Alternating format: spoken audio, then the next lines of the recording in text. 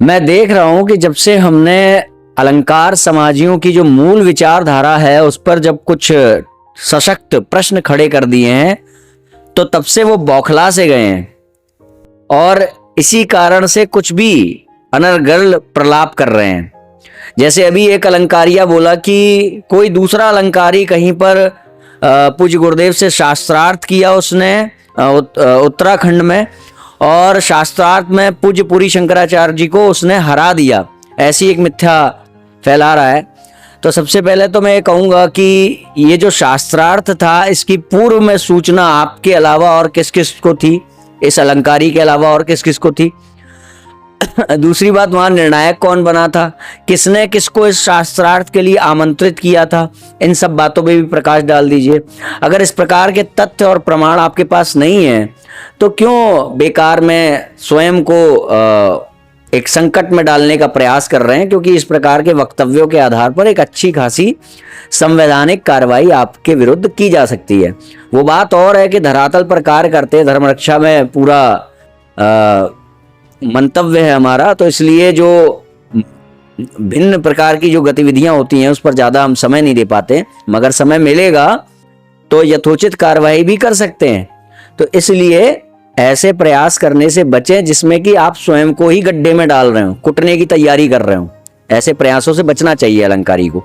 अब बात आती है कि इन्होंने आधार क्या बताया कि एक अलंकारी ने उत्तराखंड में कहीं पर गुरुदेव को जाकर के शास्त्रार्थ में हराया। इसने उसका आधार ये बताया कि उसने पूछा कि वेदों में हिंदू शब्द मुझे दिखा दो। तो सबसे पहले तो मैं ये पूछूंगा कि हे मेरे प्रिय अलंकारिये, क्या सत्यार्थ प्रकाश का नाम, जिसे आप प्रमाण मानकर अपना जीवन का निर्वाह करते हैं, ईश्वर को बाधित करने का प्रयास करते हैं, लोगों को नास्तिक अधर्मी बनाने का प्रयास करते हैं, जिसके आधार पर क्या ये नाम वेदों में वर्णित है?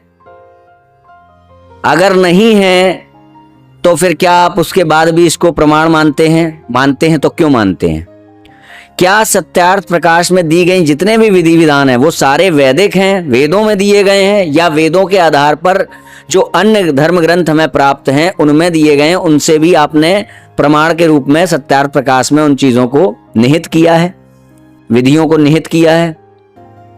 तो यदि उनका एज इट इज संदर्भ वेदों में नहीं है तो आपने उनको क्यों मान लिया है? जाहिर सी बात है, इस पर आपका उत्तर यही होगा कि सत्यार्थ प्रकाश में जो बातें आप लिखी हुई हैं आपके अनुसार वो सारी बातें वैदिक शास्त्र सम्मत जो ग्रंथावली है, वैदिक वाङ्मय है, उसके आधार पर है, इसलिए वो हमारे लिए प्रामाण्य है। और हमारे अकॉर्डिंगली, हमारे अनुसार जो तथाकथित हमारे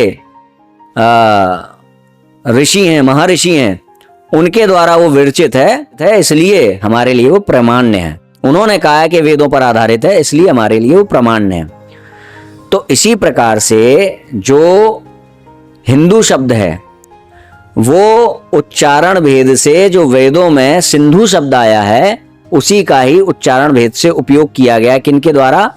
कोई सामान्य लोगों के द्वारा नहीं, हमारे उन्हीं ऋषि महर्षियों के द्वारा, जिन ऋषि महर्षियों से हमें हमारा वैदिक वाङ्मय परंपरागत रूप से प्राप्त होता है। आपकी तरह नहीं कि जब भी आपसे पूछा जाता है कि भाई आपको ये वैदिक वाङ्मय कैसे प्राप्त हुआ, तो आप कहते हो हमारी परंपरा ब्रह्मा से चलती है, और ब्रह्मा से चलती जैमिनी तक आती, फिर जैमिनी आपको बॉल की तरह लो कैच लो, ऊपर से लो, बीच के सारे लोग गायब, सीधे महर्षि दयानंद सरस्वती जी के पास आपके हाथ में आ जाती है बॉल।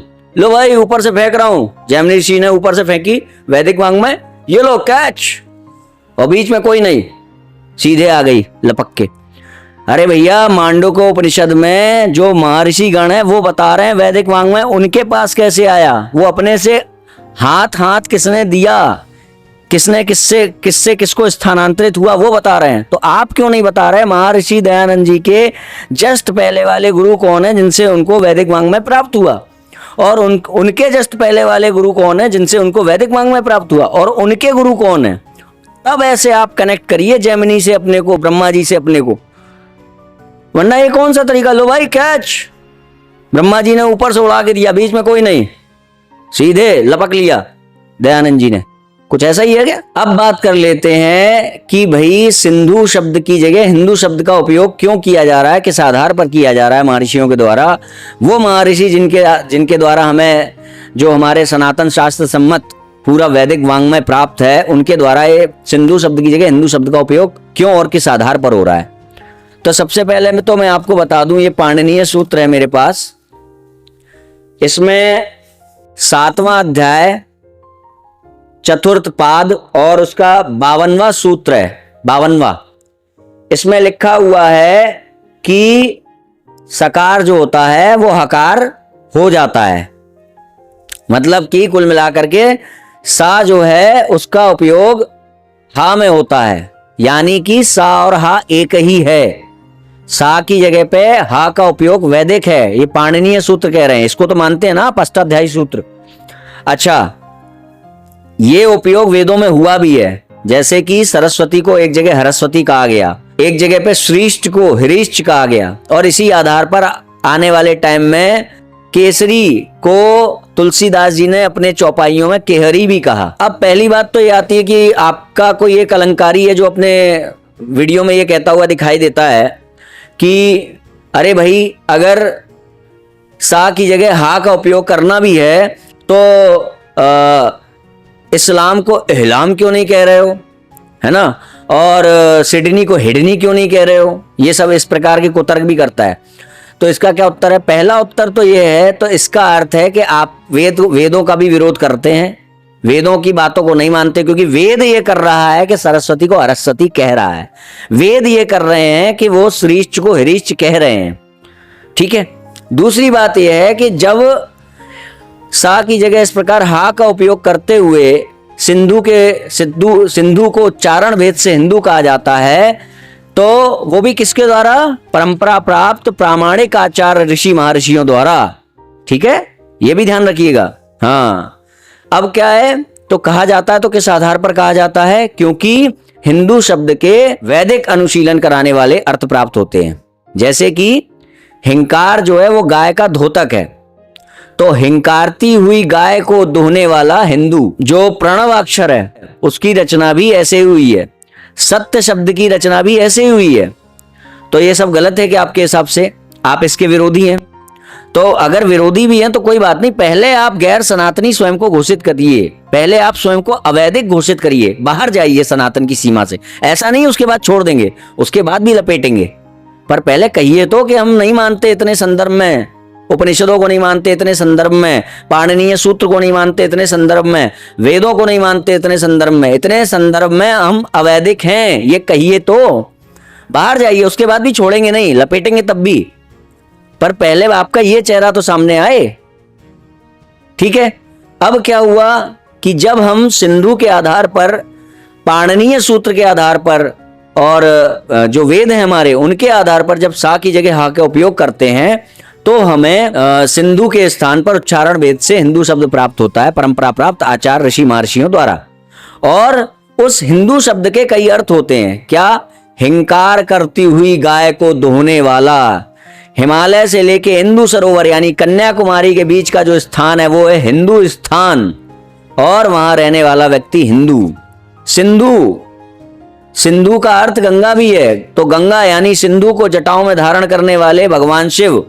चंद्रमा को सिन कहा गया है, तो सिन को धारण करने वाले सिंधु और उनका जो उपासक देश है वो हिंदू देश, और वहां रहने वाले हिंदू। अगर इतिहास को देखें तो इसका उपयोग हमारे कई लोगों ने कहा और अपने अपने तरीके से हिंदू की व्याख्या की, जैसे कि हीनता से दूर रहने वाला हिंदू, हिंसा से दूर रहने वाला, जो विकृत हिंसा है उससे दूर रहने वाला हिंदू। इसी प्रकार से अनेकानेक प्रकार की जो व्याख्या है वो हमारे इतिहास में भी अलग अलग महापुरुषों ने की है। अच्छा हुआ जो आप जैसे लोग, महाराणा प्रताप और जो छत्रपति शिवाजी हैं या हरिहर बुक्का है, इन जैसे लोगों के समय में थे नहीं। बहुत आपका भाग्य अच्छा है। नहीं, वहां जाके जब ये लोग हिंदवी राष्ट्र के लिए लड़ रहे थे, तो आप लोग वहां जाके जब ये कहते ना कि अरे हिंदवी राष्ट्र नहीं, अपना झंडा बदल लो, हिंदवी राष्ट्र मत कहो। हिंदू शब्द तो विदेशियों ने दिया है, विदेशियों की देन है। हिंदू शब्द का अर्थ तो होता है चोर, लुटेरा, काफिर, डाकू, तो ये सब जब आप बोलते हैं ना इन लोगों से, छत्रपति शिवाजी से, महाराणा प्रताप आदि से, ये धर के कूट देते, आपको कूटते अच्छे से, है ना। वो द्वंद्व कहां तक पाला जाए, युद्ध कहां तक टाला जाए, तू भी है राणा का वंशज, फेंक जहां तक भाला जाए। तो भाला कहां कहां जाता फिर। अच्छा, अब इसके बाद की बात क्या है कि जो एक ये तर्क लाया जाता है कि भैया उनके जो जो जो द्वेष भावना रखते हैं हिंदुस्तान से, हिंदुओं से द्वेष भावना रखते हैं, उन्होंने अपने धर्म ग्रंथों में हिंदू शब्द का अर्थ ये दिया हुआ है। भाई राम शब्द का अर्थ गुलाम लिखा हुआ है। अब बताइए क्या करें, राम नाम जपना बंद कर दें। आर्य का अर्थ जो है वो घोड़ा लिखा हुआ है, तो उस हिसाब से, क्योंकि भाई वो लोग भी प्रामाणिक हैं आपके लिए, उस हिसाब से आपका जो समाज का नाम क्या घोड़ा समाज हो जाएगा। या फिर आप आर्य शब्द का उपयोग भी बंद कर दोगे, हमको भी कह दोगे हम भी आर्य शब्द का उपयोग बंद कर दें अपने लिए। इतनी सी बात समझने की है कि जो हमारे से, हमारी संस्कृति से, हमारे धर्म से द्वेष भावना रखते हैं, उसने अपने यहाँ के शास्त्रों में, अपने यहाँ की किताबों में लोगों के मन में पहले से हमारे प्रति बैर भावना भरने के लिए वहाँ पर हमारे यहाँ के जो बहुमूल्य शब्द हैं, जो जिनके प्रति हमारे अंदर आदर है, उन शब्दों का गलत अर्थ वहाँ पे लिखा है। अब कोई अपनी किताबों में जाकर के कुछ भी लिख दे तो हम वहाँ से प्रभावित होकर के अपना जो जीवन यापन है, अपना जो निर्वाह है, अपने जो सनातन सिद्धांत है, उनको बदल दें क्या? या फिर हम उन्होंने जो लिखा है वो मानने लगें कि अलंकार समाज नहीं, घोड़ा समाज। कैसी बातें करते हैं आप लोग। और कुल मिलाकर के लास्ट में प्रश्नों से भागिए नहीं, सीधे बताइए, मूल प्रश्न का जवाब दीजिए, मूल प्रश्न, बौखलाइए नहीं। क्या आर्य समाज के द्वारा प्रतिपादित होने वाला ईश्वर सर्वशक्तिमान है या नहीं? यदि है तो क्या वो अवतार ले सकता है? यदि है तो क्या वो मनुष्य रूप में मनुष्यों के बीच में आ सकता है? और अगर नहीं आ सकता, नहीं ले सकता अवतार, तो उसे अनंत सामर्थ्यवान कहने वाला बंद कीजिए। अनंत नहीं है सामर्थ्य उसका, कहिए ना अंत है, वो ये नहीं कर सकता, ये कहिए, फिर बात आगे की जाएगी। पहले कहिए ना, ठीक है हम ये भी मान लेंगे, हाँ भाई ईश्वर ऐसा हो सकता है जिसमें सामर्थ्य का अंत हो, ये मान लेंगे, मगर ये कहिए ना, फिर उसको अनंत सामर्थ्यवान क्यों कह रहे हैं अपने शास्त्रों में?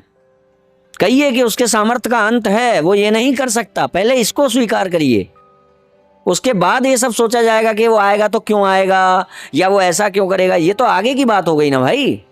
पहले उसको अंत लगाइए कि हाँ वो ये कार्य नहीं कर सकता, ये उसकी सीमा है, सीमित कीजिए ईश्वर को खुल करके। ये तो वही वाली बात हो गई ना, आप जो अलंकार समाज से पूछा जाता है कि भाई ईश्वर सर्वशक्तिमान है कि नहीं, तो अलंकार समाज कह देता है शक्तिमान का अर्थ ये नहीं होता है, सर्वशक्तिमान का अर्थ ये नहीं होता है कि वो कुछ भी कर सकता है। तो ये वो वाली बात हो गई कि जब मंत्री जी से पूछा गया, बाढ़ आई हुई है जिले में, और मंत्री जी से पूछा गया कि भाई बाढ़ का पानी जो है वो खतरे के निशान तक आ गया है, तो मंत्री जी ने क्या समाधान दिया? खतरे का निशान 2 इंच और ऊपर कर दो, है ना। यानी कि जब खतरा आ रहा है, खतरे के निशान तक जब पानी आ रहा है, तो खतरे के निशान की परिभाषा ही बदल दो। तो जब आपके आड़े सर्वशक्तिमान शब्द आने लगा तो सर्वशक्तिमान की परिभाषा ही बदल दो। मगर ऐसे होगा थोड़ी ना, आपसे पूछा जाएगा कि यदि अवतार जो नहीं ले सकता उसको भी सर्वशक्तिमान कहेंगे, तो जो अवतार ले सकता होगा उसको क्या कहेंगे? कोई तो शब्द बनाओ, वो शब्द बनाओ, हम वही लगा लेंगे। आप कह दो वो सर्वशक्तिमान है, ठीक है भैया, हमारा ईश्वर, आप सर्वशक्तिमान को रख लो, हम सर्वशक्तिमान को रख लेंगे, है ना। अगर जिसकी सामर्थ्य का अंत है उसको भी अनंत सामर्थ्यवान कहेंगे, तो जिसकी सामर्थ्य का अंत नहीं होगा उसको क्या कहेंगे? तो इन सब बातों, मूल प्रश्नों पे आओ। मूल प्रश्न, वेदादि शास्त्र कैसे मिले? ब्रह्मा जी ने कैच कराए हैं क्या ऊपर से? लो कैच, बीच के लोग कहाँ हैं? कैसे मिले? जय श्री राम।